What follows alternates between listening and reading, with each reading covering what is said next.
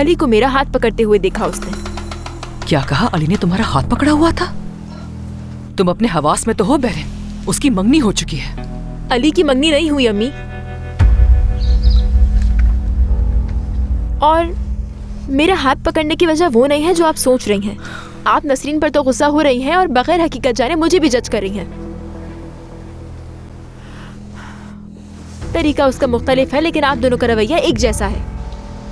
खैर, अभी मुझे ऑफिस के लिए देर हो रही है। अगर आपको इस बारे में मजीद कुछ जानना है तो हम बाद में बात करेंगे। एक मिनट, तुम मुझे उस नसरीन के साथ कैसे मिला सकती हो बेरिन? गुड मॉर्निंग खाला। Good morning.